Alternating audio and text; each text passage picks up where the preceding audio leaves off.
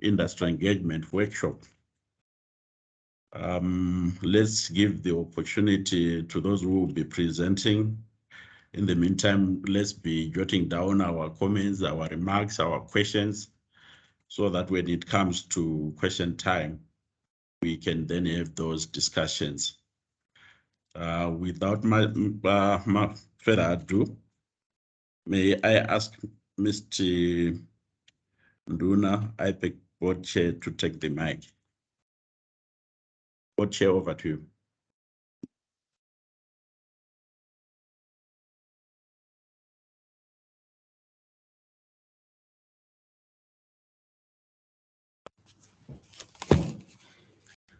Oh, thank you very much.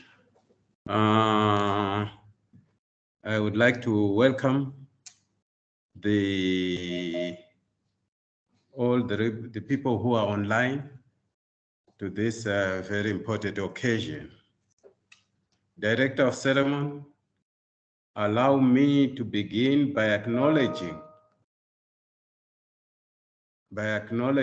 the presence of senior government officials here present, the Commissioner of Insurance, Pension and Provident Funds, Dr. Grace Muradzikwa, and her management team.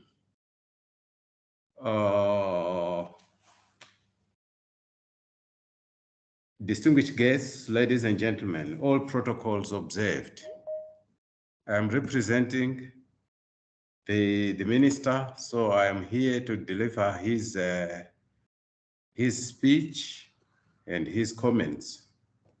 It is my pleasure to address this gathering of industry representatives, captains of industry, and thought leaders as we seek to bring closure to this long outstanding matter of the pre-2009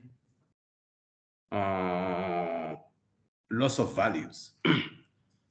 This webinar has been set at an appropriate time past the various consultative processes with the industry and other stakeholders, as well as the various cabinet approval processes.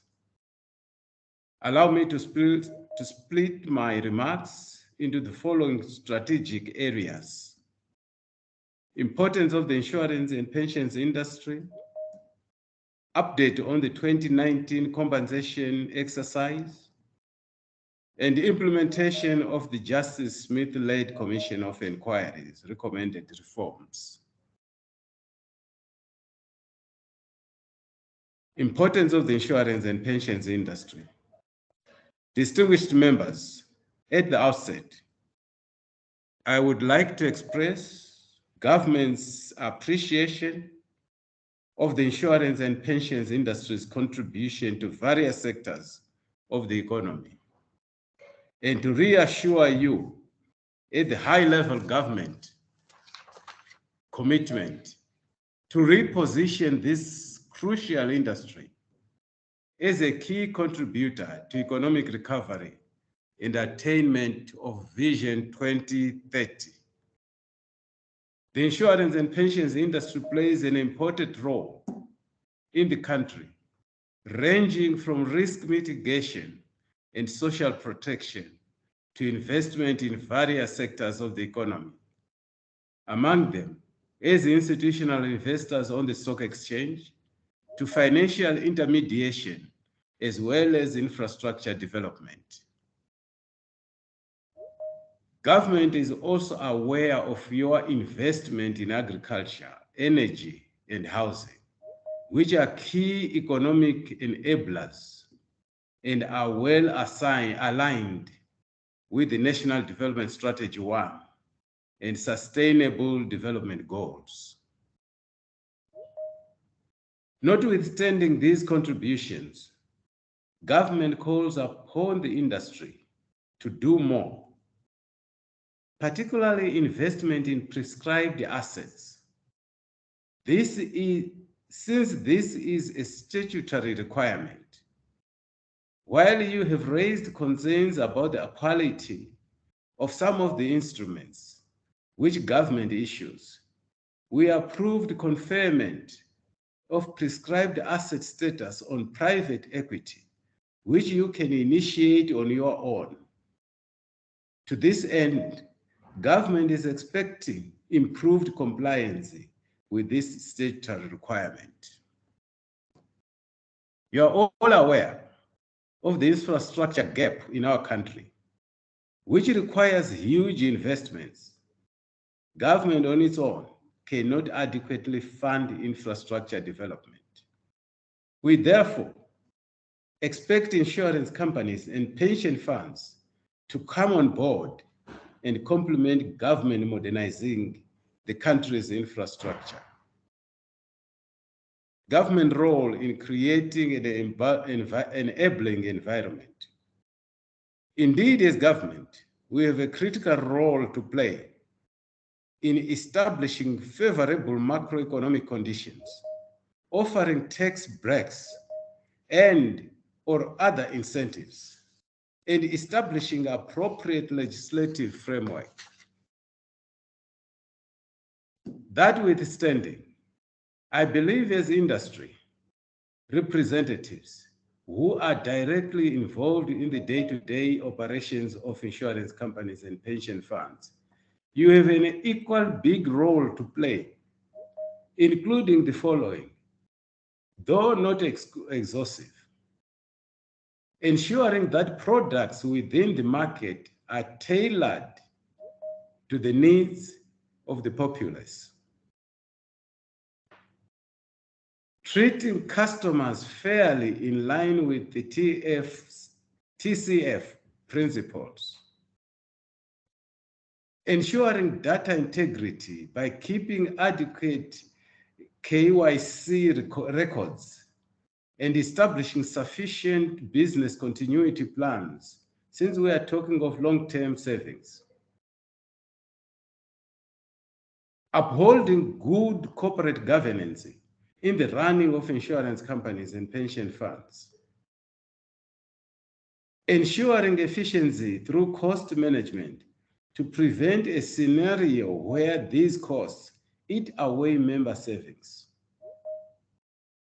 Lastly, prudent investment of pension funds money such that it is attractive to save through a pension fund as opposed to own personal savings. To better serve policyholders and pension fund members, I thus challenge all stakeholders to reflect on what they can do differently. As government, we remain committed through our open door policy, which the industry can utilize. Distinguished members, I want to reiterate government's commitment to fostering macroeconomic stability, inclusive economic growth, and predictability of the economic environment. We are also aware that the performance of the industry is heavily influenced by the health and state of these economic fundamentals. To ensure economic growth and the realization of Vision 2030, the Second Republic is working on several policies and measures in this respect. Through the National Development Strategy 1, government continues to build upon the successes of the Transitional Stabilization Program, TSP, which has spurred economic growth. Update on the 2019 compensation exercise. Ladies and gentlemen, I wish to provide an update on the 2019 compensation exercise, which was necessitated by the 2019 currency reforms that regrettably resulted in loss of value for pension fund savings. As you are aware, government unveiled an investment asset of $75 million through Kuvimba Mining House, earmarked for compensation to the affected pensioners. In June 2021, a dividend of $400,000 US dollars was availed to IPEC through these investment assets, which was subsequently disbursed to the identified pensioners. To date, in excess of 2,000 pensioners from the first cohort of eligible pensioners have already received their $100 pension enhancements via Bank ABC and its TM Pick and Pay kiosk. Of great concern is the fact that the collection rate was around 60%, owing to poor data integrity within pension funds and administrators. However, to ensure that the funds are disbursed, I am advised that IPEC has identified the second cohort of eligible pensioners who are currently collecting their monies as we draw to the end of the first tranche dividend distribution exercise. I must reiterate the issue of record keeping in relation to this exercise. I urge industry to keep adequate data and more so to update pensioners' data as frequently as possible. The success of this exercise, and indeed other initiatives to assist pensioners, hinge on adequate, accurate records, a position I am certain IPEC has buttressed in greater detail.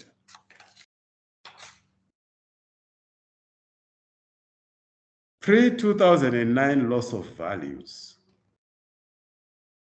Ladies and gentlemen, the reason why we are gathering here, which is the key part of my address, concerns the need to fully implement the recommendations of the Justice Smith-led Commission of Inquiry, to bring closure to this long outstanding matter. This issue requires that we all work together to restore the much needed confidence in this critical sector of the economy.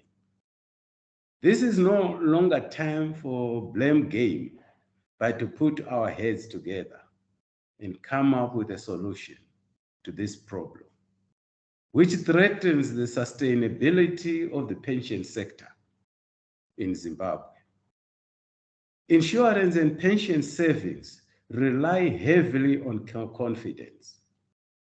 If we do not compensate pensioners for the losses that occurred pre-2009, this will continue to dent confidence in the sector. Without a doubt, the issue of pensions and life savings is one of the most poignant subjects in Zimbabwe. Whilst we are all aware that by nature, retirement presents problems of financial security for the post-employment period, coupled with the resultant physical and psychological effects of compulsory retirement. However, in Zimbabwe, this was exacerbated by the fact that a lot of people lost their life savings between 2004 and 2009 due to high inflation and the resultant conversion of insurance and pension values from Zimbabwe dollar to the United States dollar, following adoption of the multi-currency regime in 2009. As a result, consumer confidence was adversely affected by that experience. To this end, the Justice Smith Commission of Inquiry was appointed in 2015 to investigate the various conversion methods used in 2009 for converting pension and insurance values from the Zimbabwe dollars to the US dollar in the first instance of dollarization in Zimbabwe.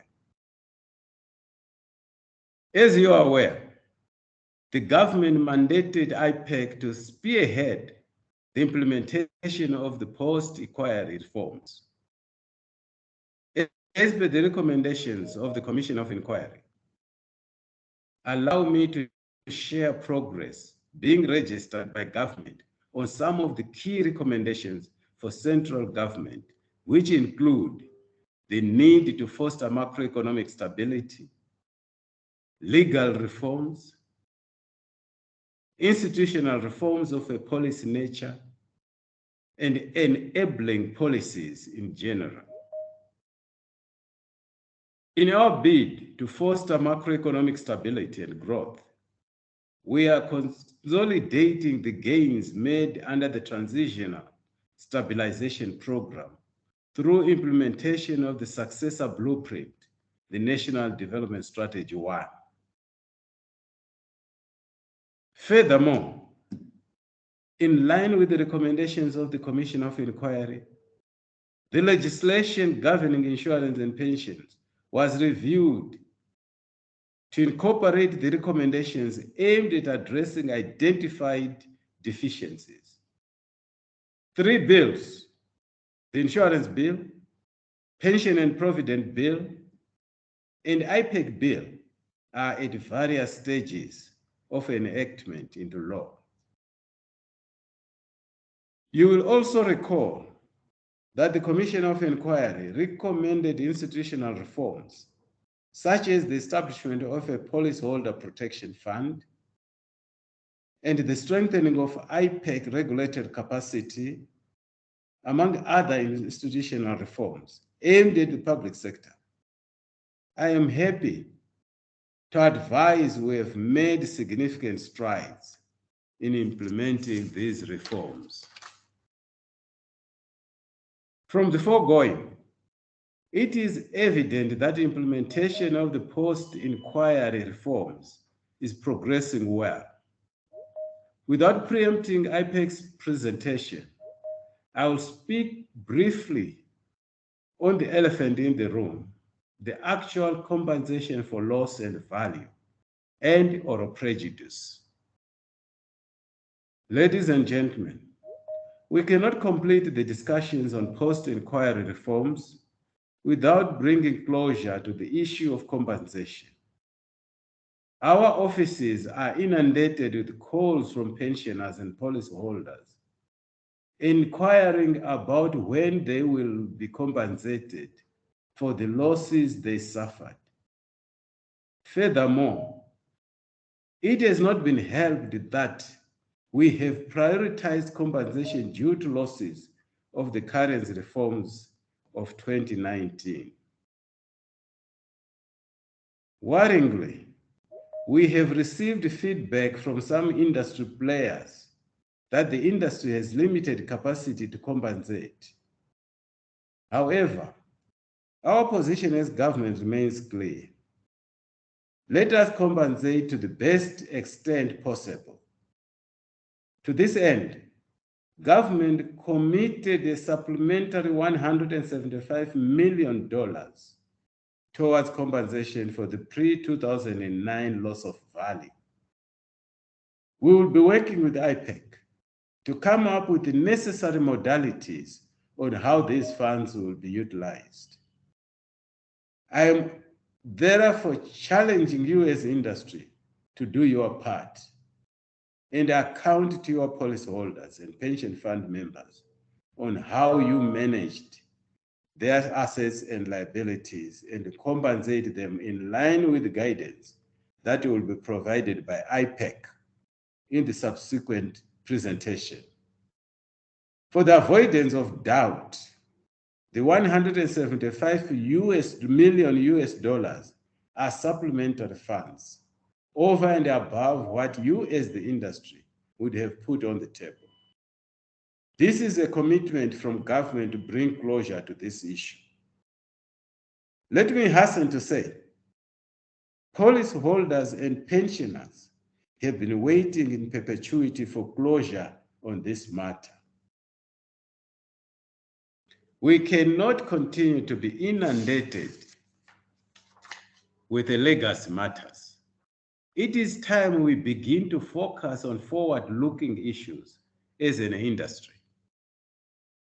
Compensating policyholders and fund members for the pre-2009 losses will go a long way in restoring confidence in the insurance and pension industry.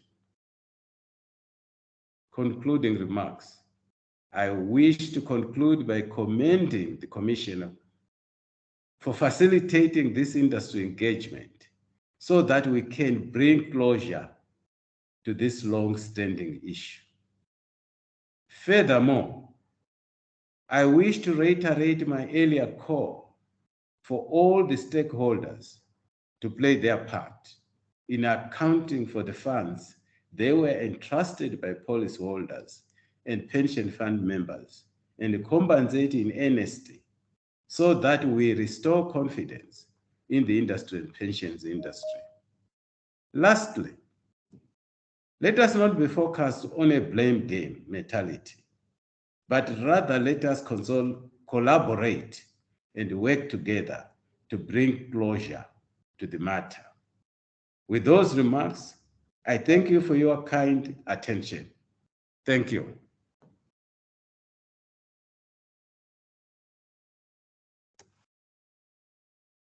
Thank you, IPEC Board Chairman, Mr. Albert Nduna, for those remarks. We now move on to the next agenda item, which is a brief of the Commission of Inquiry, which we'll get from Mr. Cuthbert Mjoma, Director Pensions. Mr. Mjoma, please. Thank you, Director of Program. I'll proceed to share my presentation. Please confirm you can now see the presentation. Yes, I can see it from where I am. Thank you very much. Good morning to you all protocols observed.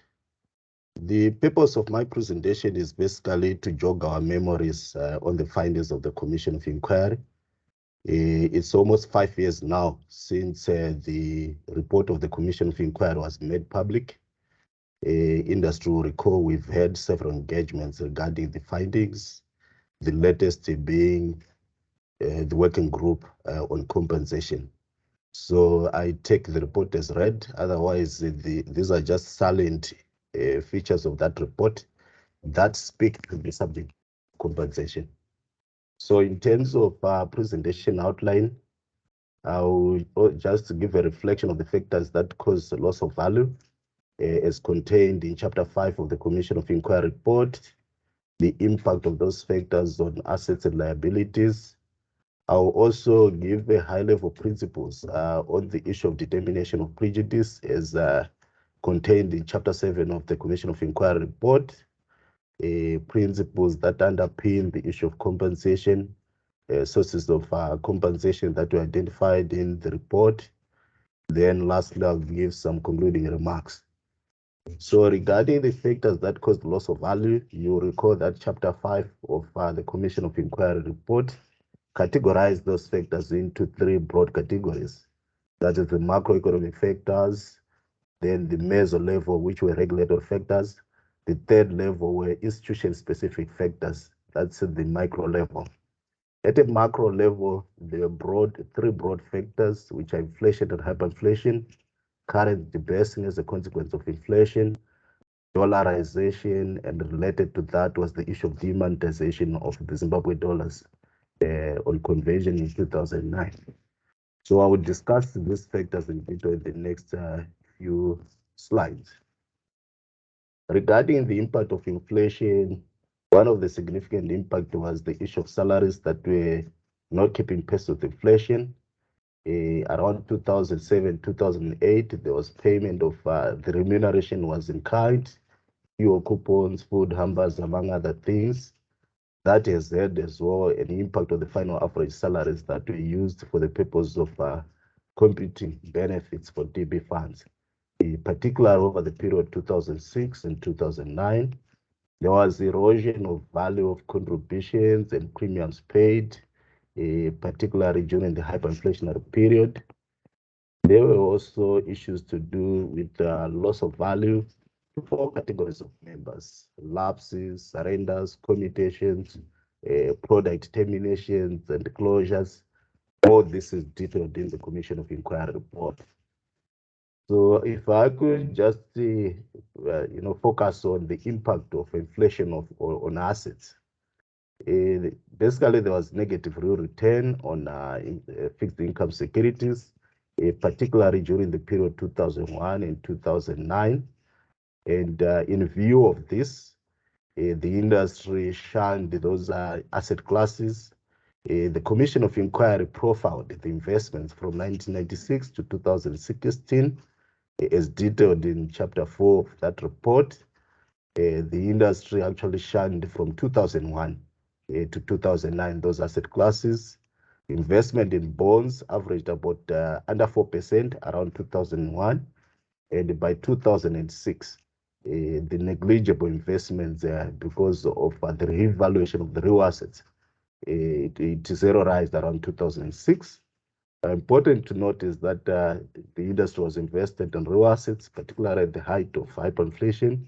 These are listed equities and property to the tune of around 85%. These are industries averages. Otherwise, some were overly exposed to those real assets. Investments in private equity has been hovering around 3 to 4% during the investigation period of 1996 to 2016. Just to share more details on the impact of currency debasing as a consequence of inflation, there was a removal of 25 zeros on the Zimbabwe dollar currency during the period 2006 to February 2009. In the absence of guidance on the treatment of assets and liabilities in the insurance industry, it led to automatic extinction of insurance and pension liabilities without actual payments, a phenomenon which is referred to as regularization in the Commission of Inquiry report. Issues to do with the lapses, surrenders, commutations were also some of the issues that came out because of the issue of currency debasing. There were issues to do with the generational transfer of funds in the absence of indexation and ring-fencing of assets that belong to different cohorts of members and policyholders. The negligible investments in bonds were actually wiped out around 2006. If I could move on to share the impact of dollarization as a macroeconomic factor, the big finding there was that there was lack of guidance at a policy and at a regulatory level on how long-term contracts should be treated. This was left to the industry, which according to the Commission of Inquiry findings, these were conflicted players who actually converted the liabilities at their own convenience. There were some shocking figures that were actually indicated in the report, as low as 8 US cents in lieu of some policies and payment of some ex gratia amounts of around 10 to 40% on most of some policies, including educational policies, endowment policies, and some annuity funds. The issue of demonetization, which ought to have been done on conversion in 2009, this was done 6 years later, around 2015, and at a paro market exchange rate of about around 35 quadrillion, against an official exchange rate of around 140 billion. According to the analysis of the inquiry, this was an admission by government that the then official exchange rate was not realistic, and it was also considered as a way of just bringing closure to the issue of the Zimbabwe dollar balances without specific due regard to the insurance and pensions industry. So the demonetization proceeds for the entire industry amounted to around 132,000, and the individual at most could get around $5. If I could move to the issue of regulatory failure, this was the meso-level factors. Key issues there related to IPEC's failure to guide the industry during current reforms. That's during the current debasing conversion in 2009, demonetization around 2015. The inquiry was actually blamed for not being proactive in protecting pension scheme members and policyholders. There were also issues to do with regulatory capture. IPEC was considered captured by the industry given the existence of some market players on the IPEC board. The issues to do with weak supervisory capacity in terms of skills mix, headcount. These are some of the factors, and resultantly failure to protect policyholders and pension scheme members. So some of the impact of the regulatory failure included archaic legislation, which was there, and generally the regulator was blamed for not doing enough to cause a review of the legislation to close the regulatory gaps that existed, the industry converting assets and liabilities without guidance. That was part of the regulatory challenges.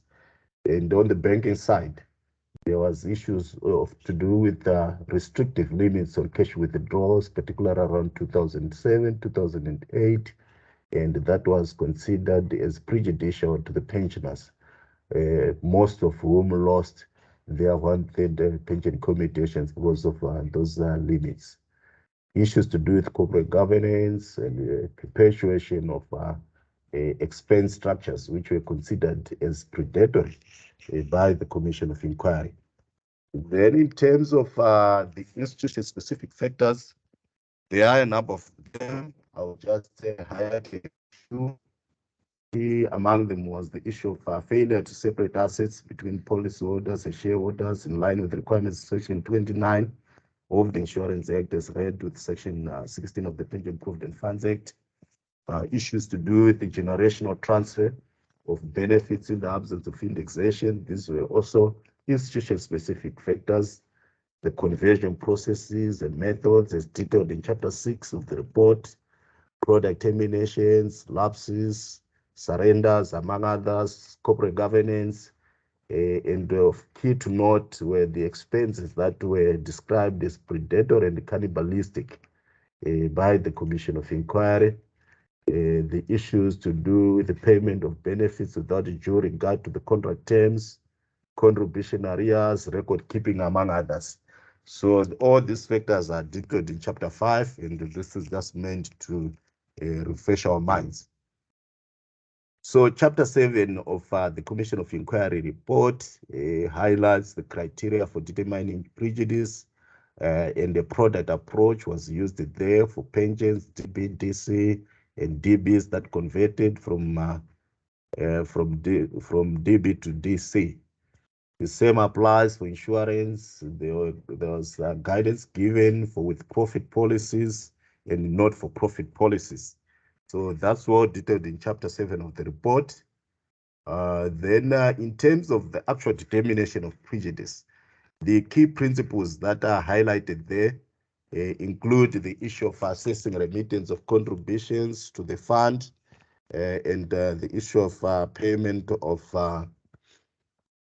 premiums, the issues to do with the payment of benefits according to formula, conversion of premiums and contributions into stable currency using an appropriate exchange rate. This was not specified, and the details were going to come through the inquiry forms. The issues to do with the restatement of policies, particularly funeral policies, and meeting obligations by the insurer, especially to do with the paid up funeral policies. So in essence, the prejudice was going to be determined by recomputing benefits, consider what was paid out and what ought to have been paid out. The difference would amount to prejudice. Then in terms of recommended compensation, this is also well covered in terms of, that's around Chapter 9 of the Commission of Inquiry report, as distilled from Chapter 6, where we highlighted issues to do with conversion of values, prejudice, Chapter 7. But basically, the inquiry was alive to the fact that the compensation would mean enhancement of benefits as an acknowledgement of loss, not the actual indemnification for the loss of value. The IPEC was supposed to also come up with the compensation cohorts, the compensation debt, the estimated value of prejudice. These were some of the issues that speak to the issue of compensation. And IPEC was supposed to provide guidance on the compensation process and facilitate approval of compensation. So in terms of sources of funding, basically this would involve a redistribution of surviving assets, particularly for funds that do not have shareholders, for funds with shareholders, particularly insured funds, that would involve shareholder assets where evidence of transfer of assets from policyholders to shareholders has been proved. Surviving members who were in surviving pension funds who were in contribution arrears were supposed to meet their obligations to the respective funds. The same applies with employers that were in actuarial deficit. Then government, it was clearly highlighted that it has to revisit the demonetization process. And being a guarantor of some of the parastatal-related funds, government was called in to support scheme members for those respective pension funds. So in conclusion, I just want to reiterate the importance of closing this matter. The minister's speech highlighted this issue again. In our day-to-day engagement with the industry, we all agree to move the industry forward. We've spent a lot of time in the rearview mirror, and it's high time that we move forward. There is also an opportunity to unleash the potential of this industry. The minister's speech has also emphasized at this point. Then, as part of the post-inquiry reforms, we've proposed adjustments together with the industry on the recommended compensation framework through the work of the working group. This also went a long way in forming the regulations that are going to be presented in the next presentation. So essentially, the proposed compensation framework is a product of extensive consultation over a period of more than 1.5 years. So in conclusion, the rate of program, I will just give some few famous quotes by Martin Lewis, Ron Paul, Henry Ford, and IFCO General Insurance. The first quote there is the most important thing to understand about your pension it really counts on the day you put money in and the day you take money out. That's Martin Lewis. As most of our funds are actually DC, more than 95% of the funds, it is important to consider the value of contributions made and the investment return as they determine the amount of benefit to be paid. Thus, as part of the implementation of the compensation framework, we really need to consider, the reasonable expectations of members and pensioners as they align with the contributions and investments that were made. The second quote it reads, when you have insurance, you know that you are secured against any unforeseen events in life, and this gives you complete peace of mind. That's IFCO. It's a general insurance industry which is headquartered in India. And again, this is in line with one of the key recommendations of the Commission of Inquiries, post-inquiry reforms. The inquiry recommended that we reposition the role of the sector in providing security and peace of mind. And I was also listening to the minister's speech. This issue was actually emphasized. So it's a key takeaway as I wrap up this presentation. The third, thought is we have to restore confidence that the marketplace can deliver services as well as it can goods. That's by Ron Paul. Again, I will not go to town. This was emphasized in the minister's speech that we need to deal with the issue of restoration of confidence. The last quote by Henry Ford is that if everyone is moving forward together, then success takes care of itself. So it is important, colleagues, that we engage together There's need for collaborative efforts as we take the industry forward. Otherwise, the issue of blame game is emphasized by the minister is not something that to take us forward as an industry. That brings me to the end of my presentation on the summary of the Commission of Inquiries. And again, the intention was just to jog our memories on the findings. Thank you. Thank you, Mr. Mjoma, for that very good attempt at just summarizing the Commission of Inquiry. Those who have gone through the Commission of Inquiry report know that it's a voluminous document. To summarize it in such a short given time is indeed a remarkable feat, but it will help us put the discussion into the right perspective. We now call upon Mr. Robson Tangadura, our Actuarial Director at the Insurance and Pensions Commission, to unpack the regulations related to this topic. Mr. Tangadura, please. Thank you very much, Director of Ceremonies. Allow me to share my screen. Confirm you can see my screen. Yes, we can.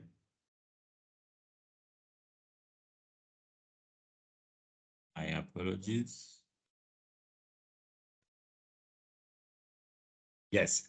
So thank you very much, Board Chair and Mr. Mjoma, for setting the tone. I think my job is half done.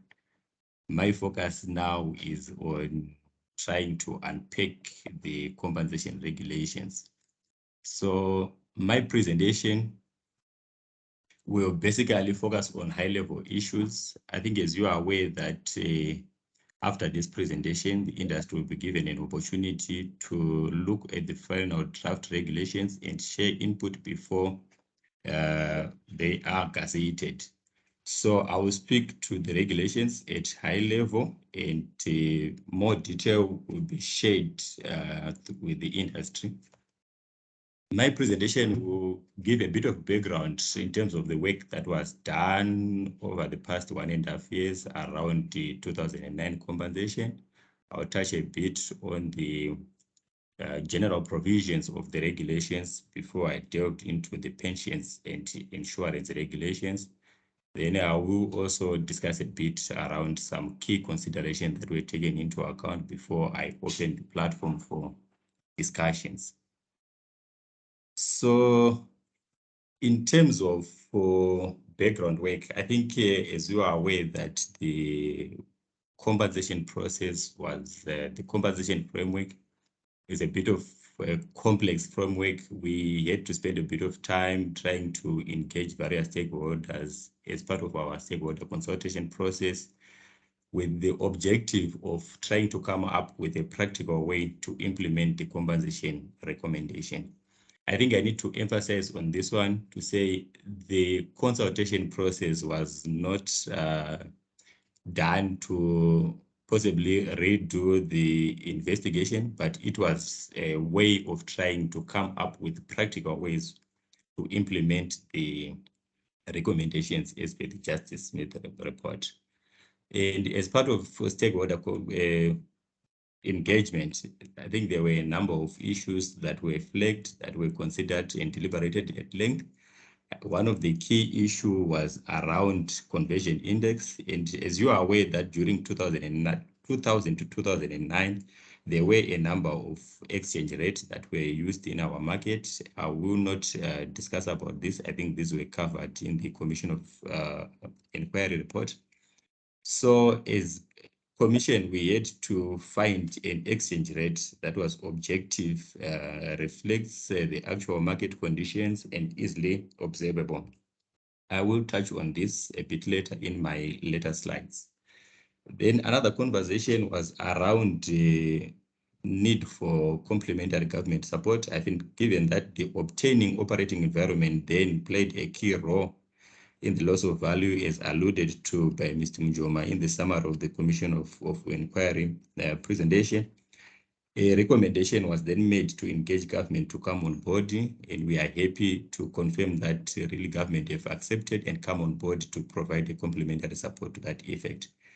And then another recommendation was made on the funding sources as a way of widening the resources to ensure that our pensioners and policyholders are well compensated. Now allow me to move into the regulation. This slide will cover general provisions of both insurance and pension regulations.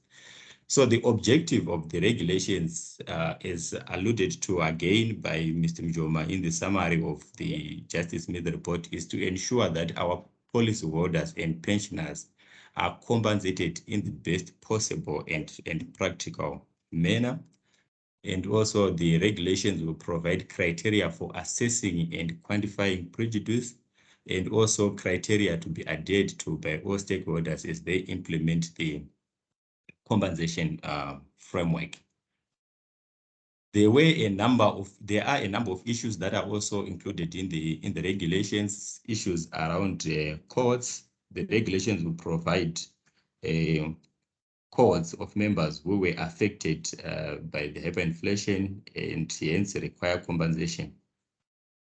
As you may be aware that loss of value was experienced over a period of time, we therefore needed to come up with to define the period for consideration as we are then implementing the compensation. This period, I will refer to it as the investigative period, and this period will cover a period from 2000 to February 2009. So what do I mean by that? I'm saying, let's assume there was a policy that matures and benefits were paid prior to 2000. These policies will not be considered for compensation under these regulations. Our focus is on policies that were active on or after 2000 to 2009. And most computations will therefore be focused on the investigative period, which is our 2000 to 2009. And of course, adjusted for time value of money, especially for those that are supposed to be paid post the investigation period. The regulations also speaks to disclosure, which is the disclosure to the members of the pension funds and policyholders by the funds and insurance companies.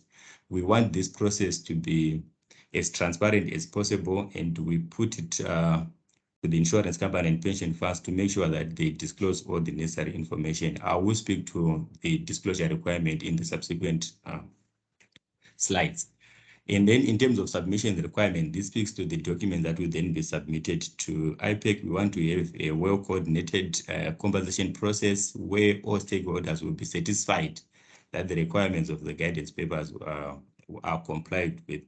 So as IPEC, our role is to ensure that we sign off your compensation scheme as per the requirement of the regulations, and then to make sure that those compensation schemes meet the requirements of the regulation. So there are quite a number of documents that we then expect you to submit to IPEC. And also the regulations will spell out the roles of the Board of Trustees in this compensation, and also the Board of Directors from an insurance point of view. So allow me to spend a bit of time on conversion index.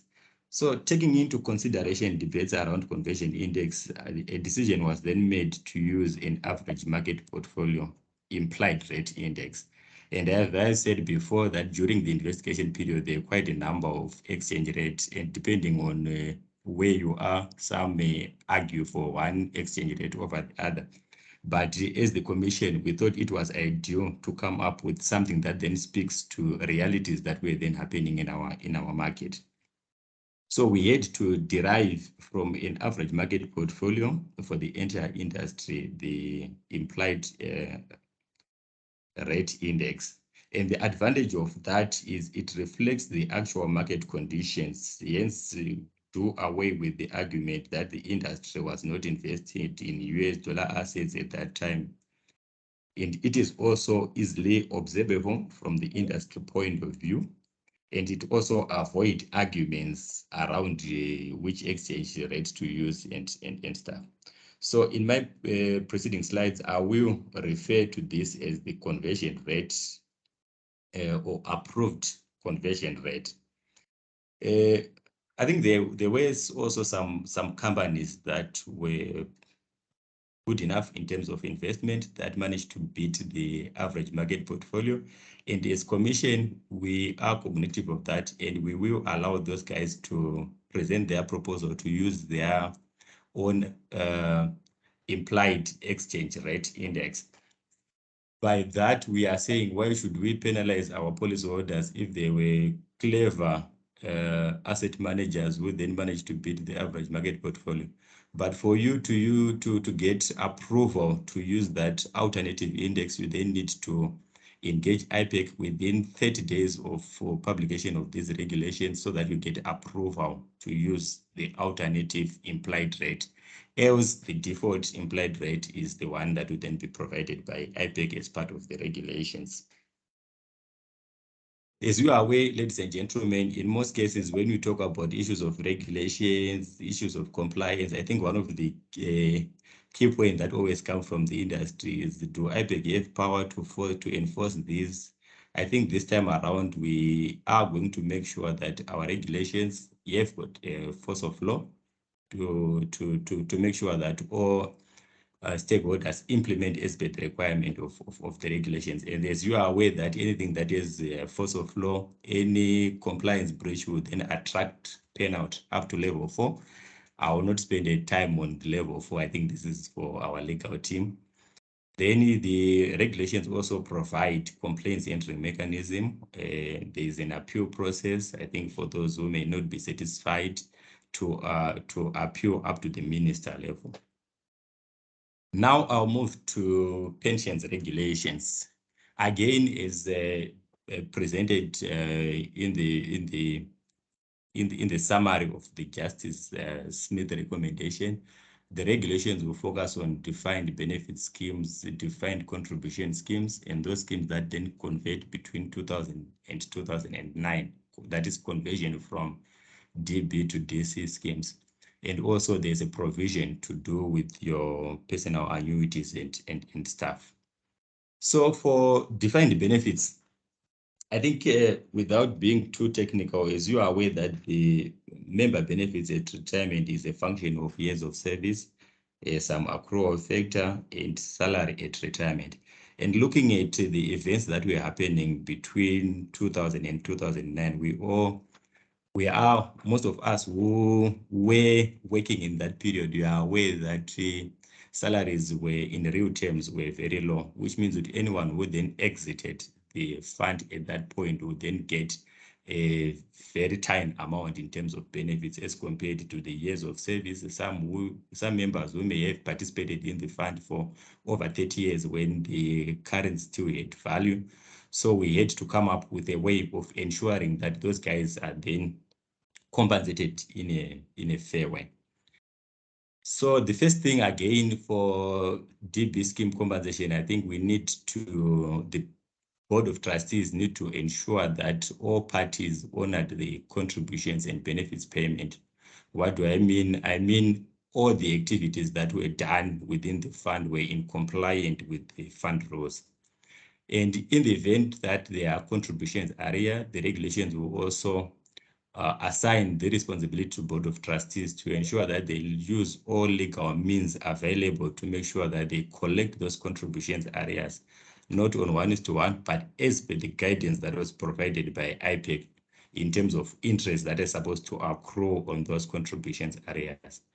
And in the event that the employer is no longer in existence, the Board of Trustees or the administrator is also supposed to write to IPEC advising them of the ESM so that IPEC will then deal with those specific isolated cases on a case-by-case basis. So for those members who retired during the investigation period under a DB scheme, we expect the fund to recompute the benefits using 31 December 2014 salary of similar grade.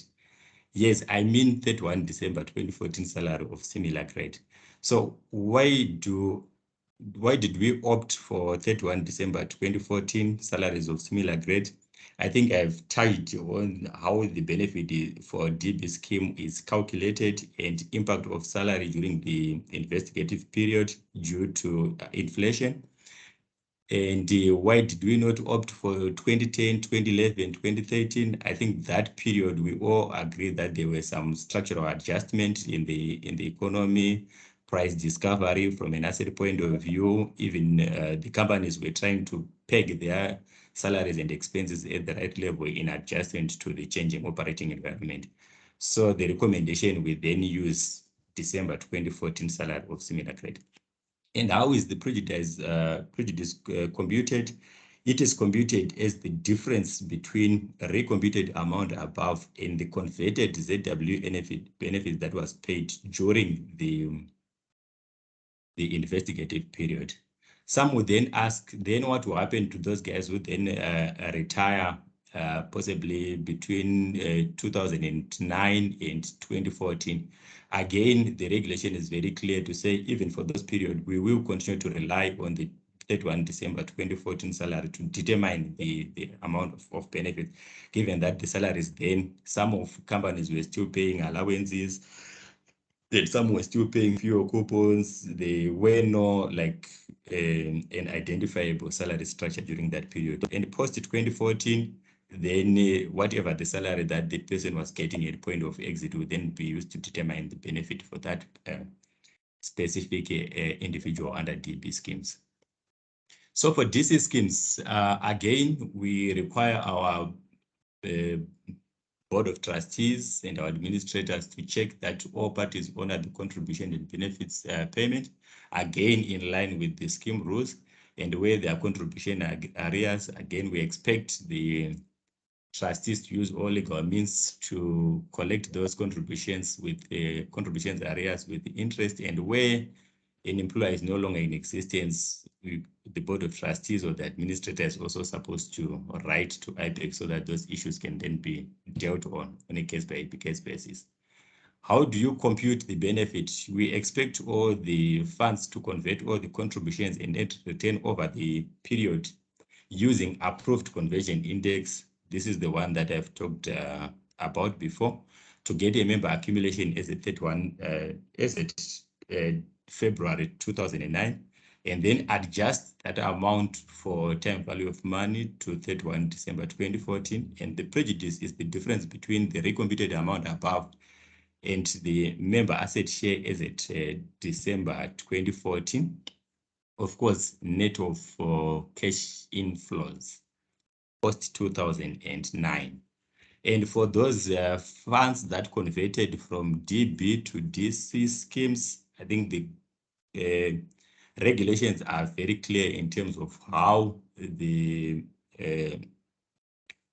terms of treatment before and after conversion. So I think in most people's mind, I think the thing that is ringing through is, yeah, this is going to lead to a substantial amount in terms of the liability side. What would then happen in terms of the asset side? Because we also need to ensure that we match the liability and the asset side. And as you also look at the architecture of our industry in terms of different models that are available, we have your insured funds, self-administered funds, and standalone. How then can we fit this compensation, even those variability in terms of models in our industry? And the first port of call for compensation is the 2009 conversion reserve. We do appreciate that a number of pension funds have set aside 2009 conversion reserves, and in our previous conversations with the industry, we always highlighted the need for the fund actuary to confirm that they've complied with they have managed to ensure that members were adequately compensated in 2009, and where you are not sure, possibly set aside a reserve to meet that compensation. So for self-administered funds in standalone, we expect a 10% levy on fund assets to be ring-fenced for compensation, and for insured fund, 10% levy on BSA on guaranteed fund. I think let me reiterate to say each pension fund will ensure that it compensates its members. We are not going to set any global fund or any industry fund to be administered by IPEC or third party for the purpose of compensation. The responsibility of compensation relies on the pension fund. So the board of trustees need to make sure that these amounts are ring-fenced to ensure that members are compensated. And I think in some people's mind, possibly the conversation whether the 10% level on BSA on guaranteed fund will be adequate or not, given the events that is happening on the stock exchange at the moment. And I think we also all agree to say volatility is part of the rules, is part of the outcome when you are playing on the stock exchange. And we will continue to assess performance of stock exchange as we move forward to ensure that the levy on BSA would also be adequate to meet the expected compensation. Then in terms of submission requirements to IPEC, we expect funds to submit what we call a compensation scheme within 90 days from the date the regulations becomes operational.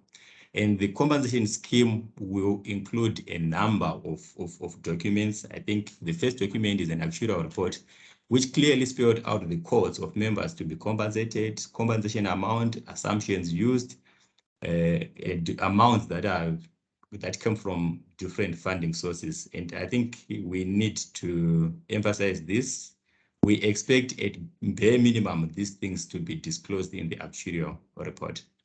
We also expect the pension fund to submit scheme member schedule with the individuals to be compensated and compensation amount. We also expect signed trustees resolution confirming implementation of regulations. Any communication strategy with members, it is the responsibility of the pension funds to make sure that pension fund members are adequately updated in terms of the developments that are happening around compensation. And we will also be monitoring independently to ensure that members receive the right information around this subject. And IPEC may also require some additional documents to do with compensation as and when it's necessary. In post compensation, we also expect quarterly updates report from the pension fund, where you will give us breakdown in terms of the amount that was collected, compensation amount that was collected, outstanding amount, initiatives to ensure that those amounts are collected, so that we will continue to monitor the compensation scheme as we go. And the Board of Trustees also have got responsibility to ensure that the funds complies with the regulation, and they are also given the power to use all legal provisions to collect contributions arrears with interest if they are in as guided by other IPEC regulations and SIs. This is not a private conversation or a private project. So we expect the pension funds to disclose to its members to say this is what we are doing in terms of compensation, share all the relevant information through various platforms. We want your pensioners to assess and say, oh, we have got a different pension fund. Ours is meeting the requirements of regulators and ensuring that its members are adequately compensated, and also have an opportunity to compare with what other pension funds are doing. I think this is quite important. So we expect disclosure through your local newspapers, website, social media platform, and any other platforms. I'll then move to insurance regulations. So before I go into detail on insurance regulations, I think we do appreciate that compared to in pensions market, in insurance, we have got a number of products with different product features and stuff. And in terms of our regulations, we have tied at high level generic products, but would also expect the actuaries to then consider specific product features as they are computing the prejudice and also the losses. So our focus again is informed by the Justice Smith report. We will look at with profit products, investment or cash accumulation products, unit-linked products, and funeral products. For with profit products, we expect, or the regulations requires the insurance company to convert each premium using an approved index, and that converted premium will then purchase a paid up value. Add all the paid up values over the contract lifetime to get a total value. For those who died in the investigation period, especially where there is a life cover, prejudice is recomputed as a policy value that is recomputed above less what was paid on death. Then for those who are still alive, we also expect adjustment to the policy value with bonuses declared post 2005.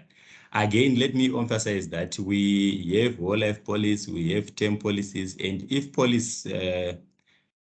the policy holder managed to survive the period of cover, for example, under your term policies, and we do not expect any compensation from that.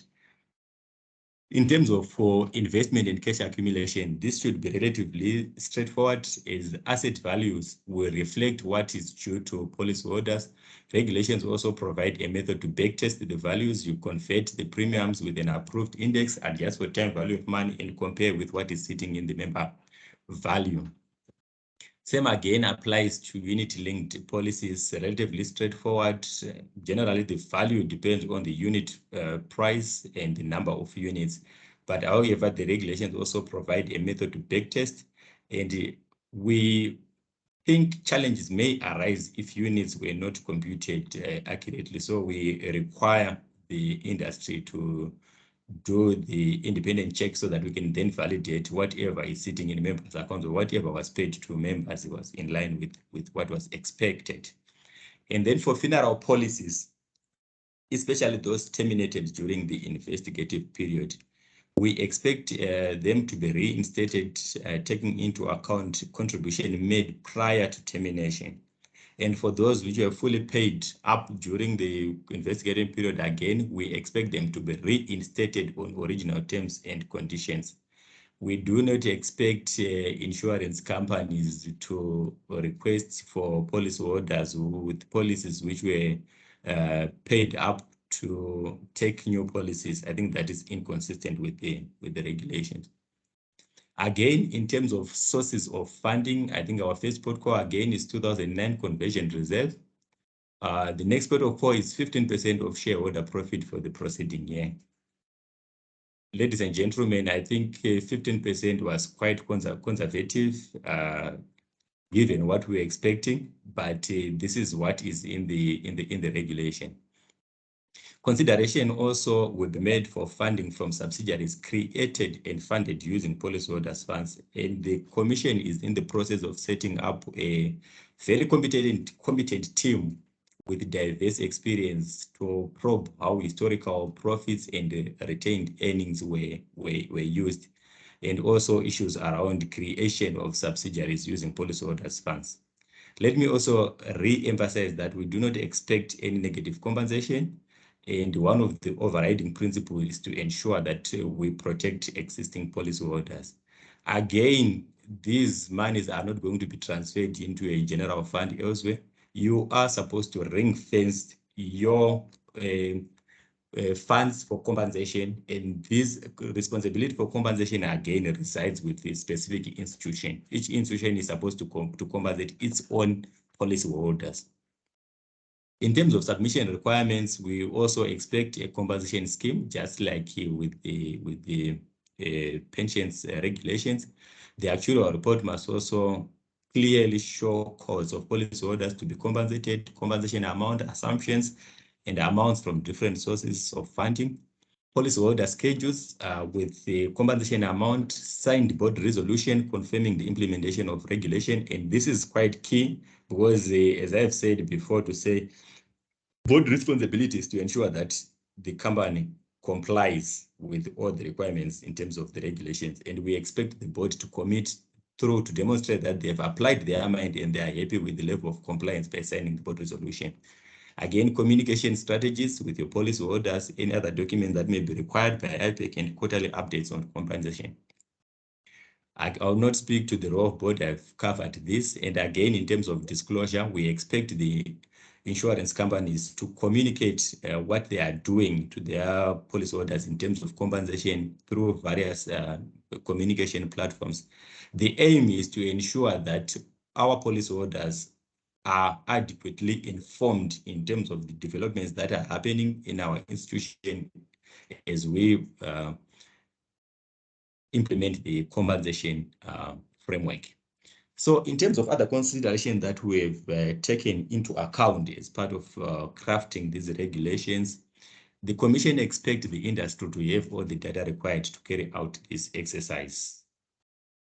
And then to manage skills constraints, the regulations allow associates and fellow actuaries to sign off the actuarial report. This is a huge professional responsibilities, and we expect the associates and fellow actuaries to take this responsibility very serious.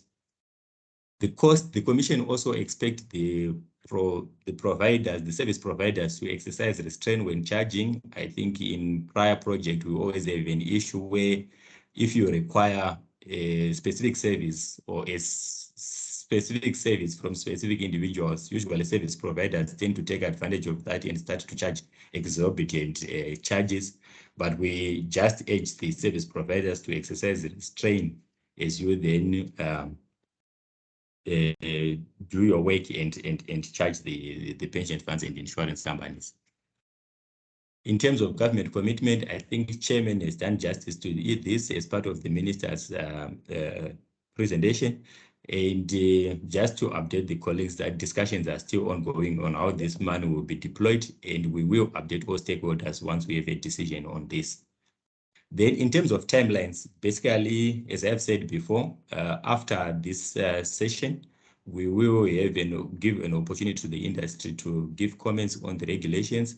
The regulations will then be finalized and gazetted, and we expect the pension funds and the insurance companies to submit compensation scheme for approval by IPEC within 90 days from the date of the regulations become operational. And then IPEC will commit to approve within 30 days of submission, assuming the submission meet the expected requirement. If the submission failed to meet the requirement, we will reject the submission and give you a 15-day period to correct, to redo your computations and resubmit. And fail again to submit as per the requirement would then means we need to take some legal actions. Then compensation payout will then expect this within 30 days of approval of the compensation scheme by IPEC. So all in all, we expect our pensioners to start to receive their payments in about 5 months' time from now. And we want to implore the industry to make sure that you do everything in your space to make sure that we meet this timeline. We're going to continue to have deferments. This issue is alluded to in the minister's report. We must close this as soon as possible so that we start to focus on future issues. So basically, MC, those were the issues from my end, and I will hand over to you to coordinate the next agenda item. Thank you. Thank you, Mr. Mutsangadura, for that brief on regulations. We now move on to the question and answer section. We're not only expecting questions, but maybe suggestions, comments, constructive ideas from members here present. I see a hand up. Is that Rosemary? Rosemary, the way we're going to do it is maybe let's take a batch of questions, and then we give the presenters or Team IPEC the opportunity to respond. So we'll start with Rosemary Mwezi. Thank you very much for your submission. My question is, are these reports by the actuaries covering the 13-year period subject to peer review, or we just adopt, or trustees and members who adopt the report as it is received? Thank you, Rosemary. Do I see another hand? From where I am sitting, I can't see any other hand for now. Letwin Mawire.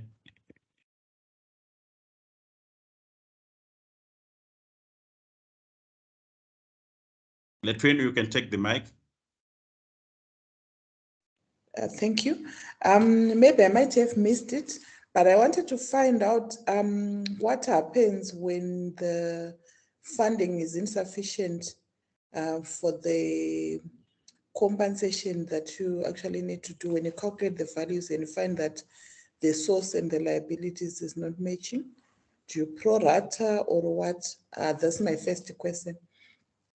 My second question is regarding the government funding. You did advise that discussions are still underway. I just wanted also to understand how the two are going to be implemented. Is the government compensation in addition to what the industry is coming up with, or are we going to combine what's coming from the government and the source to calculate the total compensation to the members? Thank you, Madam Mawire.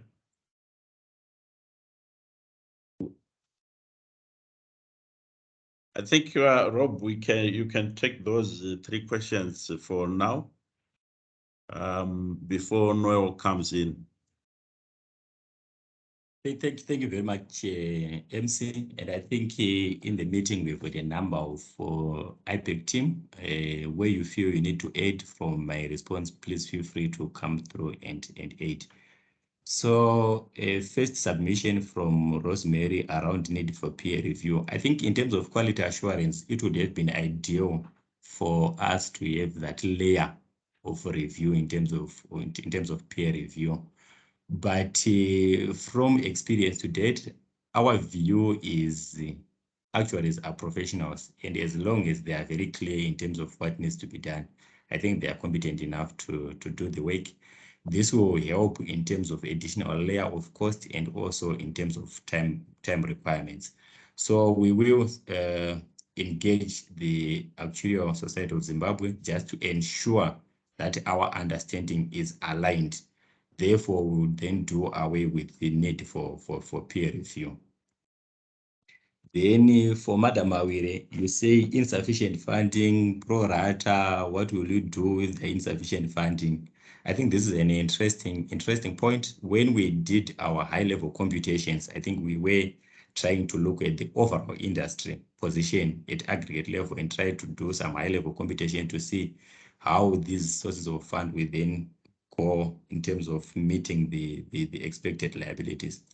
But again, the market is not static. I've mentioned about events that are happening in our market from a stock exchange point of view.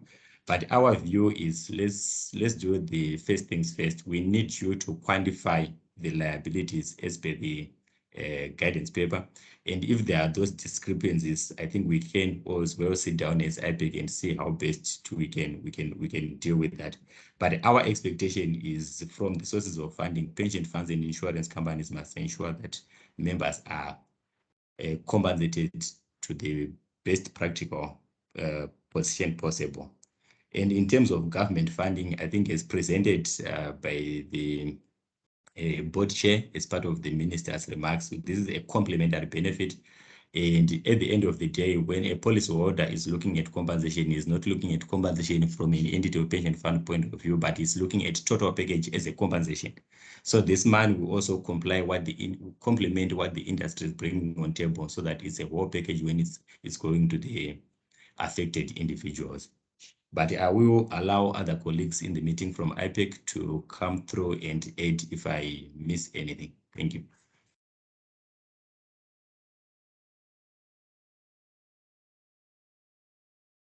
Thank you, Mr. Mtangadura. I saw Rutendo Magorimbo. If you're still in, you can come through, followed by Alfred Pendeke. Then we will take on Sheba Takaving. Rutendo, please. Thank you. So my question was around just getting some clarity around the levy on the guaranteed fund. Is that going to be a special bonus to a specified cohort of policyholders? And I'm asking because the BSA already belongs to the policyholders.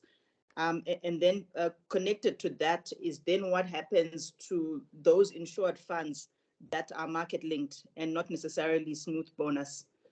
And then the third question that I had, whilst I still have the floor, was are you able to share how we arrived at the 175 million that the government has put aside?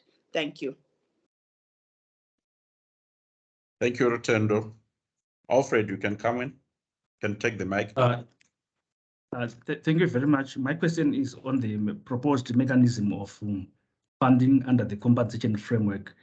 I would like to know, maybe I see clarity in terms of the assets themselves. The 15%, 10% ETC that have been mentioned in the presentation, is it going to be based on the future assets, or is based on the assets or profits that existed during the period under investigation where the loss occurred? Thank you. Thank you, Alfred. We'll take Sheba's comments, questions.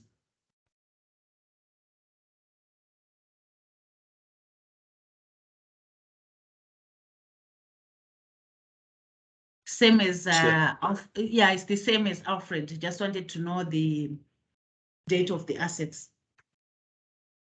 Oh, splendid. So you covered. Can I go back to Noel? Noel, are you still available? Ready with your question? Thank you. Yes, I'm available. You can go ahead, Noel. Thank you. Mine is a suggestion so that we understand that they've said that there's this model. I was going to suggest that maybe IPEP comes with a model to say this is a model which you can then copy to say using the scenario 1, scenario 2, or scenario 3 to say so that we will not waste much time thinking much assumptions which are different. So to come up with a standardization, like say this would be the model which you can use. That's my suggestion on these models. Thank you. Thank you, Noel. Team IPEC, if we can take those questions and remarks before we move on to maybe Mr. Jam and Davison. Thank you very much, MC. So let me attempt to respond to some of the questions, and again, colleagues, feel free to come in if you need to add anything. So I will start with the submission from Rutendo. So Rutendo, I think as you are aware that part of the loss of value was due to intergenerational transfer of wealth among its members themselves. And our view is BSA is one of the sources where we can levy to pay the members. I do agree with you to say, we may say BSA is an orphan asset, but it's already owned by someone. The only thing is that amount is not yet distributed to specific individuals. And we thought from our end that would be ideal for us to levy that as compared to go and levy the specific assets that are already allocated to specific individuals. So the levy on BSA is going to be ring-fenced for compensation of insured fund members, not to be declared as a special bonus to a certain cohort, but as per the guidance from a regulations point of view. Then you asked about what do we do with insured funds that are invested in market-linked products. I think for those ones, I think we can leave 10% of the assets because there are identified assets that are in the name of those specific funds. And then in terms of 175 million, I think your question was, how did we arrive, or how did the government arrive at this?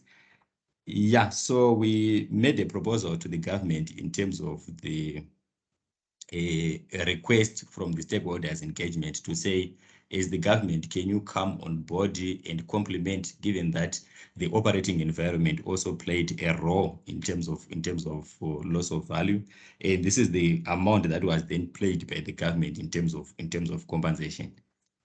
Then I'll move to Shepard or Alfred, I think, where you are proposing that we come up with a model to guide the industry. Our view is this is too prescriptive, and we think that, oh, sorry, not that. I think you asked the question to say, are the levies on assets based on the assets as at 2009 or as it to date?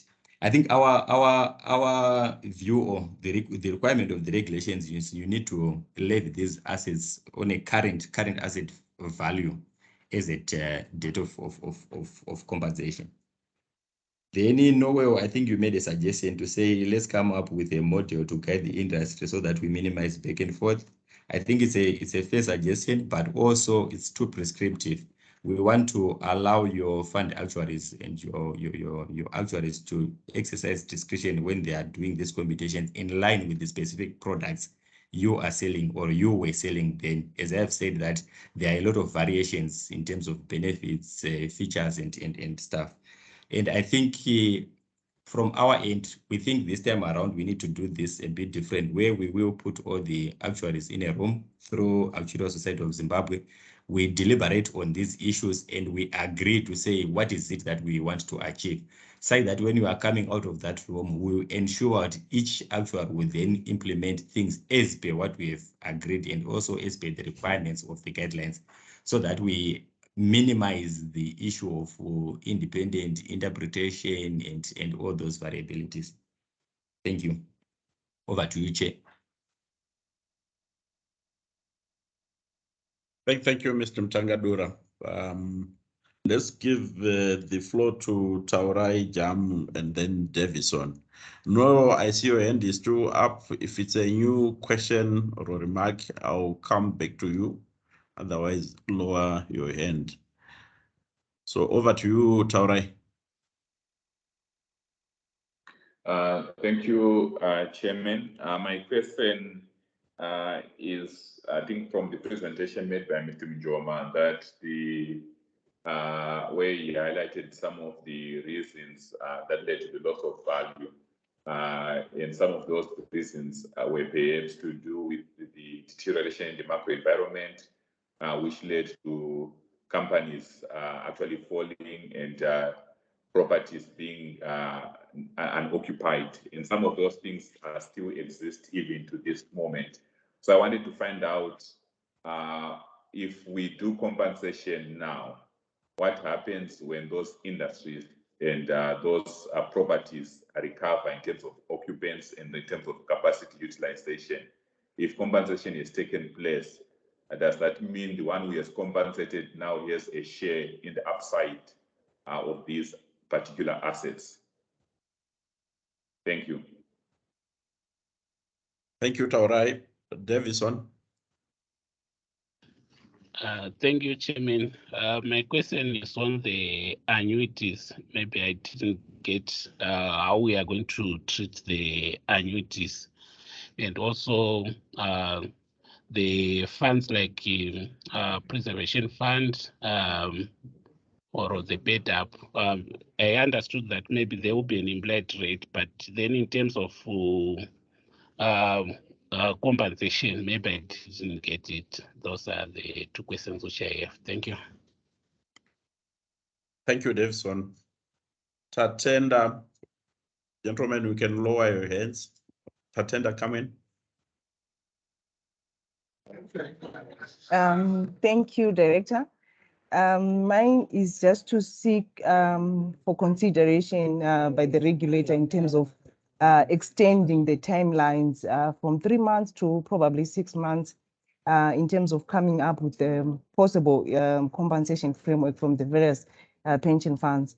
The reason is that we may also need to consider that we are going to need various information, especially the historical data, and also we may need to consult either the archived or the previous administrators who would have been handling the funds. And there might be need also to take into account the latest financials so that at least the compensation is giving latest information. So I'm just thinking that the 3 months is a bit tight. Also, the other consideration is that the administrators and the actuaries would have other obligations that they also be handling. So the timelines are a bit stringent for the various members. Thank you. Thank you, Tatenda. Timothy, let's deal with those questions before Clever Makufa comes in. So thank you very much, Chair. Again, I will start with the submission from Taurai. I think what I'm picking from your submission, Taurai, is we have what sort of depressed asset value at the moment. And if we are to compensate, what will we do if those assets are repriced in the future? So I think we have been having a conversation around compensation for the past 12, 13 years. And for us to wait for a perfect time when the assets are correctly priced, which I'm not sure if we have such a time when we say, therefore, this is the true value of our assets. And our view is we need to take a decision now and close the 2009 compensation. What do I mean? I mean, once we pay out someone on the basis of the regulations, that issue is now a closed issue, and then we can then start to focus on future issues. So we do not expect to have another window again of compensation because the assets have repriced or something have happened in the economy. Then from Davison, in terms of treatment of annuities, so the regulations of also provision in terms of how annuities will be treated. So you need to convert the capital values for annuitants in ZWO at inception, that is your 2000 for those annuitants that were then in the funds prior to 2000. And for those guys who were then possibly retired in the investigated period, you then need to determine their capital value basing on the provisions of the regulations. And you then track in terms of that value, of course, taking into account what you have been paying those members. And then up to 2009, from 2009 going forward, we'll then expect you to then start to increase those values to allow for stable value of money and also in the performance of those assets. But we will spell out in the regulation clearly what you need to do on that. Then on paid up policies, I didn't get what you said. You talked about you need an implied rate, and I think possibly you may need to come again on that. But before you come again on paid up policies, I think I'll also try to address submission from Tatenda. So Tatenda, again, I think we've been having this conversation for quite some time, and we understand your concerns in terms of possibility of data challenges, need to use latest financials, competing pressures from service providers, and all those things. I think we will share the regulations with you as an industry so that you can then formally put your requirements for consideration. Again, let me also re-emphasize that to say if we give you for comments and input, it doesn't necessarily mean that we are going to take 100% of your submission. Why do I say so? You'll find possibly entity A may have submissions that are different to entity B. And if we then want to take all those submissions into account, especially in cases where those submissions are contradicting, we then need to use judgment to say which submissions will then help us to achieve our goal. But nevertheless, there is still a window for the industry and to submit their comments on regulations before we finalize and share with the Attorney General for gazetting. Thank you. Thank you, Mr. Mtangadura. Davison, you want to clarify your other question? Okay, thank you. My question was on the funds whereby, say, as of December 2008, you had the values, but no contributions were then remitted from January 2009. So my question was to say, how do we then get the compensation values? That's the model which I'm asking. Thank you. Thank you, Davison. Rob? So let me rephrase again the question from Davison. So Davison, you are saying possibly at 2008, we have a fund that was active, and then possibly between 2008 and 2009, you did not receive any contributions. And how do you deal with those funds? Confirm that what you are asking? 2008, we have got the values. Everything is in order. Then from 2009, nothing is coming through, and no contributions whatsoever. So we now want to get the compensation.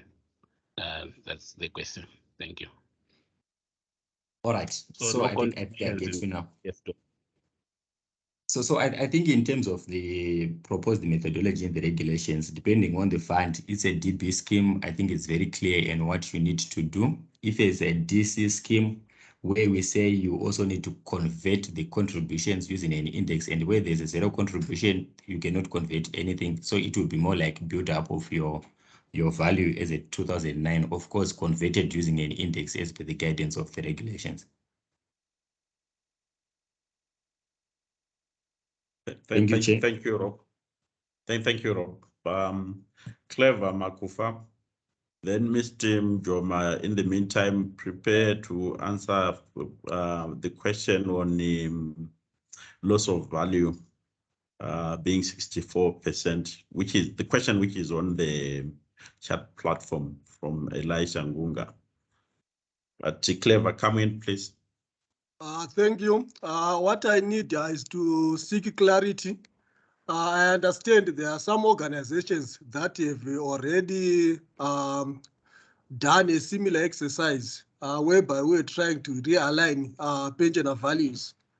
And we're working in hand with the regulator, and for in particular my organization, where the regulator recommended us to use 2011 December salaries as deemed salaries for similar grades, and we have already compensated the members on the realigned pension values.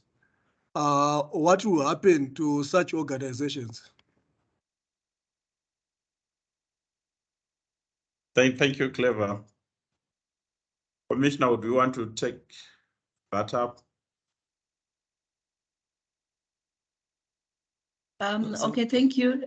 Oh, okay, Rob, you can come in and then I can come in. Sure. Okay. So I think it's a fair submission from Mr. Clever Makufa. And I think my view is we need to have a standardized way of compensating.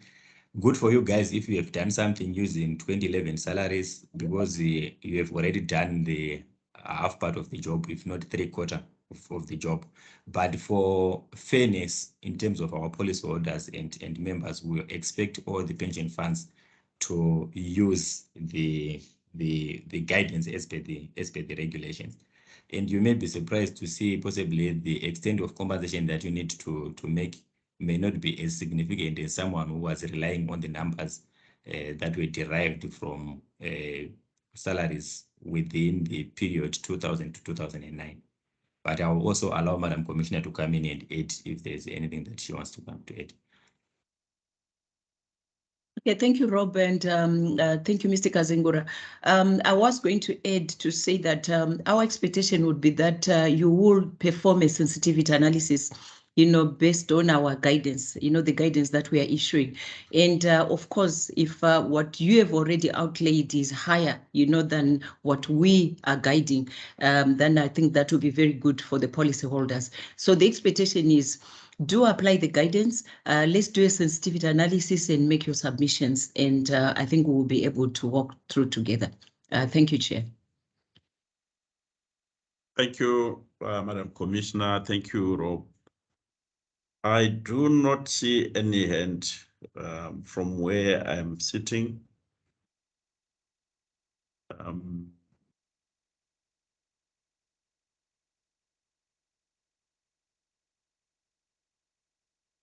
Should we take it, we're done in terms of questions? I'll give it a couple of seconds. I see one hand that must be coming from. You can take the mic. Okay, thank you. Just checking relating to the DB funds. Usually the deficit lies with the employer. So obviously there may be So some sorry for the deficit. benefit. This is Magasu Kudakwashe, right? Yes, it's Magasu Kudakwashe. Proceed, Yes. Kuda. So for the DB funds, the shortfalls that arise, they are supposed to be paid by the employer. So is there going to be an expectation of employers also chipping in towards this loss of value compensation? Thank you, Kuda. Rob? Yes, so let us look at it from two perspectives. I think we want to consider a situation where a fund is not adequately funded. Possibly there's an actuarial deficit or funding level is less than 100%. Again, we expect the Board of Trustees to ensure that the employer will meet good in terms of the deficit. And in the event that we have then recomputed the liability and then come up with a liability that is possibly higher than the assets, where there's a room for employer to come in, that will be a welcoming development. But we also need to possibly levy some of those assets so that we can then contribute towards ring fencing, towards the compensating.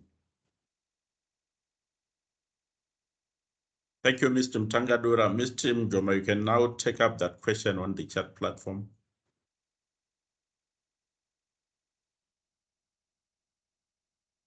Thank you. That's to do with the ratios on the blame game. What the inquiry, from my understanding of the Commission for Inquiry's recommendation, was that the contract was between the insurer and the policyholder, or the fund and the member of the fund. So what the insurer and the fund are actually being required to do is to account to their members. What happened to the contributions and the premiums that were paid, how were they invested? Then they make adjustments for the external factors that might have impacted on them and recompute the benefit. So essentially it was following the money. What amount was received, what expenses were incurred, reasonability of those expenses, how were the money invested, and then you account for the benefit. Then government would come in because of the external factors that impacted on that contract. So to say, is the 75 exactly a ratio, those ratios are there, is it 64%? I wouldn't say yes. That was the offer by government. And my understanding does not affect the fund or the insurer accounting to what was duly received from the policyholders, taking into consideration the purchasing power of the premiums and the contributions made, the investment return, among other things. I submit. Thank you. Thank you, Mr. Mjoma, for that clarification. I see two other hands. Marvelous, you can come in.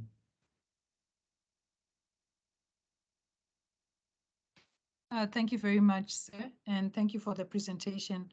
My question has to do with pension funds, defined benefit pension funds that have since converted to defined contribution.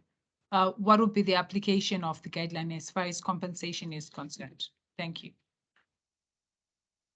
Thank you, Marvelous. Let's have Patience and then Tim before Tim IPEC. Thank you. Mine is a comment. Since we are currently going through another phase of value loss, our hope is that this proposed framework is going to be a learning curve or a learning point, so that we don't find ourselves in the same position 30 years from now. 13 years from now, sorry. Thank you. Thank you, Patience. Tim? Yes, Yeah, thank you very much. Oh, sorry. Thanks. I think my question is directed to Rob. If you look at, I think the makeup of some of the pensioners is you've got people who probably retired way back around 97, 96, and even before that. And then they got full commutations probably around 2004, 2005 as a result of hyperinflation. So I wanted to know at high level, how are those treated? Thank you, Mr. Nerudzo.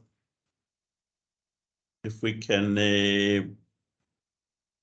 Rob, you can take the mic now. Yes, thank you, Chair. So I think starting with the submission from Marvelous, I think I've shown in the slides that for those funds that converted from DB to DSC during the investigation period, the guideline then provide how you treat the accumulated liabilities prior to conversion, also in line with the treatment of DB schemes. And then post conversion, you then need to treat those member values in line with the treatment of defined contributions. Then for patients, I think that was a comment, and I think we are happy that we are having these views from the industry to say, let's make sure that we are learning from the past so that we do not continue to repeat the mistakes of yesterday. Then for Timo, if I get your question correctly, you are saying you have an annuitant, someone who retired prior to 2000, and then that person got his full commutation during the investigative period. And again, as per my presentation, we are saying this war compensation exercise will look at the events that happens between 2000 and 2009. So starting 2000, you had an annuitant who was sitting in your portfolio, and then you need to treat his or her value in line with the guidance in terms of treatment of annuitants, determining the expected value. Then come the full payment date, you then compute and compare to say how much was supposed to have accumulated if I had treated this policy, this annuitant in line with the requirements of the candidate PEP, and how much have I paid and what is the difference. Then that would then sort of that would then translate into the compensation that you need to make.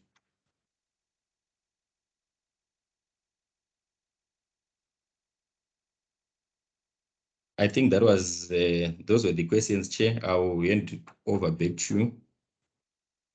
Thank you, Rob. Oh, sorry, I was struggling with my mic this side, but it's fine. So I don't see any further hands, so no more questions.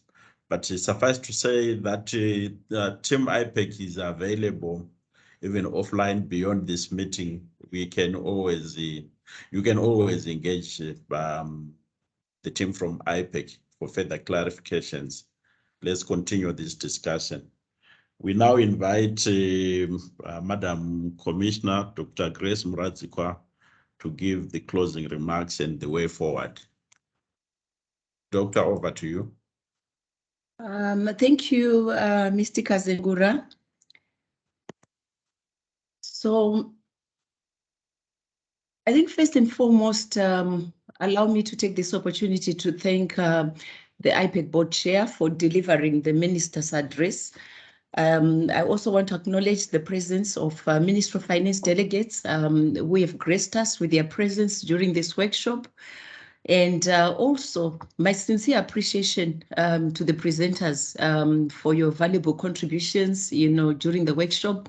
And of course, last but not least, the industry captains, the members, for their valuable input into the discussions as we seek to bring closure to this long outstanding issue of pre-2009 loss of value. A lot of information has been shared, and there's a lot for us all to reflect upon. My expectation is that this reflection will improve our collective efforts to resolve the pre-2009 issue. And if this is the case, then this webinar will be judged as a success and indeed a turning point for our industry. Colleagues, I'm sure you'll agree with me that our industry is not where it should be, both in terms of size and growth. There is no doubt at all that the industry would have been better positioned had we resolved this compensation issue a long time ago. A common thread throughout the presentations and indeed the submissions coming from the industry is that there is no way that we can go forward as an industry without addressing our past. We are being dragged back. We are being dragged back by an anchor, like a ship in a harbor that is unable to proceed any further. And without a doubt, this matter is the biggest pain point for our industry. And we surely need to reach a stage where all industry queries relating to pre-2009 loss of value are resolved. And pensioners and policyholders have good experiences as a result of our collective interventions.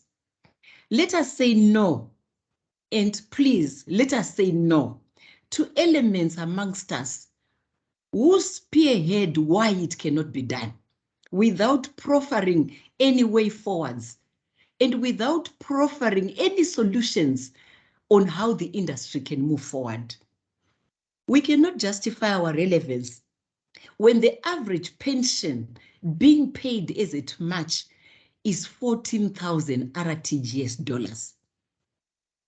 At Interbank, this is 35 US dollars. At the alternative market, this is 18 US dollars. And I always reflect on this against the minimum salary that we are paying to our lowest levels in the industry of 110,000 RTGS plus 82 US dollars and general salaries which are being paid in the industry. We are all going to be judged by how we address this issue. I would briefly like to reflect on some of the main points which have been aired during our deliberations. Government support, as stated during the Honorable Minister's address, the government has committed supplementary USD $175 million towards compensation for the pre-2009 loss of value.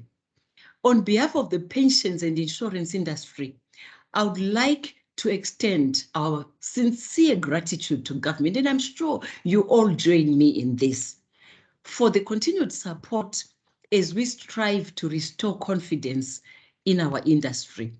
As industry, we're expected to avail funding. We're expected to account for the monies entrusted to us by pension fund members and policyholders. And now is the time for action, not finger pointing. I therefore call on the industry to be responsible and do its part to make sure that policyholders and pensioners are fairly compensated in accordance with the regulations.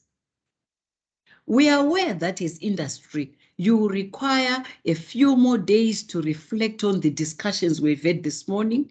And in light of this, we'll share the draft regulations with you after this webinar for your consideration and additional feedback on areas that may be improved, not to discredit them.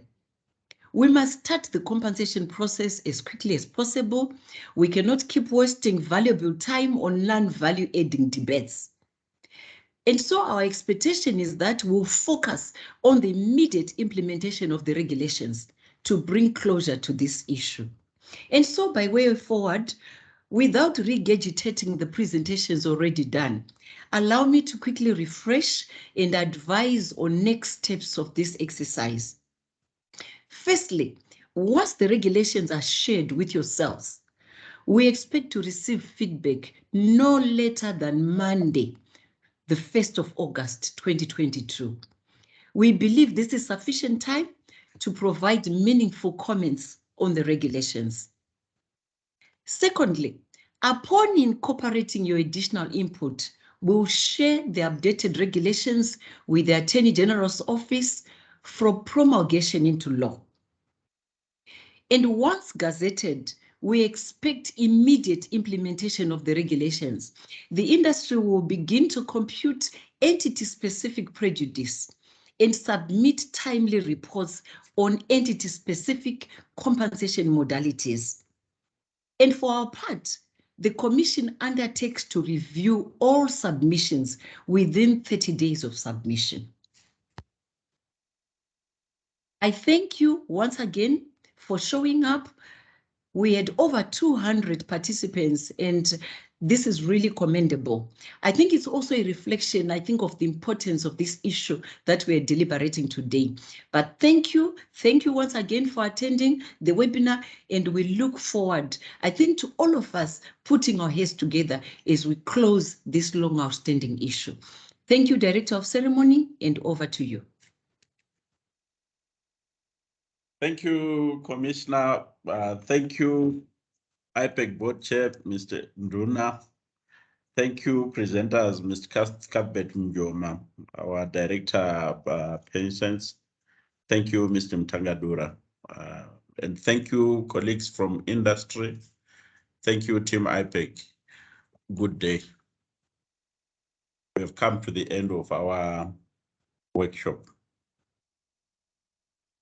Thank you. Thank you. Thank you. Goodbye. Good day. Thank you. Bye for now. Goodbye. Thank you. Goodbye. Thank you. Bye. Thank you. Bye. Goodbye. Bye. Thank you. Bye-bye.